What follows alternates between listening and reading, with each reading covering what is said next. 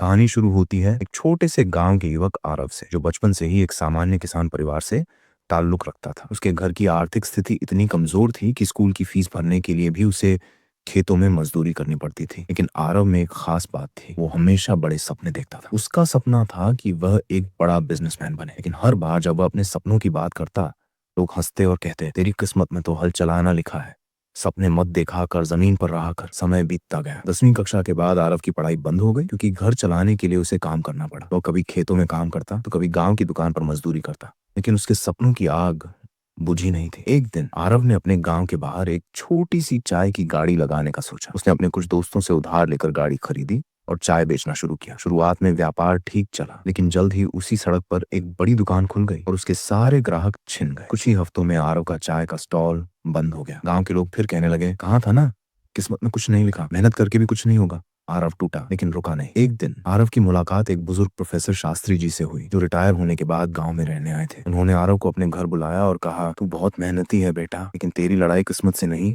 सोच से है। जब तक तू खुद को छोटा समझता रहेगा, दुनिया भी तुझे छोटा ही समझेगी।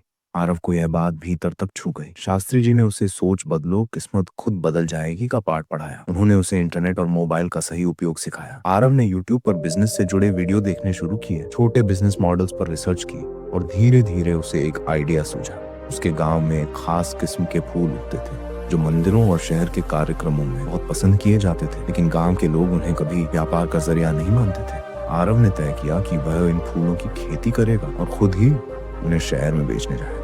उसने खेतों में मेहनत की, शास्त्री जी से बागवानी सीखी और कुछ महीनों में ढेरों फूल उगा लिए।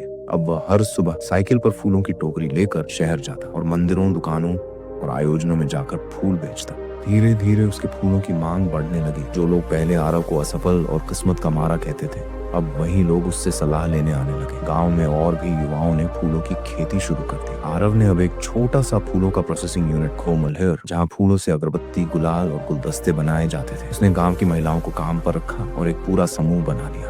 अब वह अकेला नहीं था, बल्कि दर्जनों लोगों की रोजी रोटी का सहारा बन चुका था। एक दिन शहर में एक एग्जीबिशन लगी, जहां छोटे गांवों से आए इनोवेटिव बिजनेस आइडियाज को सम्मानित किया जा रहा था। आरव को भी वहां बुलाया गया। जब उसने स्टेज पर जाकर अपनी कहानी सुनाई, कैसे एक मजदूर लड़का अपनी सोच को बदलकर बिजनेस टाइकून बना, पूरा हॉल तालियों से गूंज उठा। मंच से उतरते ही एक बड़े न्यूज चैनल ने उसका इंटरव्यू लिया और अगले ही दिन उसकी कहानी वायरल हो गई। फूल बेचने वाला बना फूलों का राजा। कहानी का सार, आज आरव न सिर्फ एक सफल बिजनेसमैन है, बल्कि एक प्रेरणा है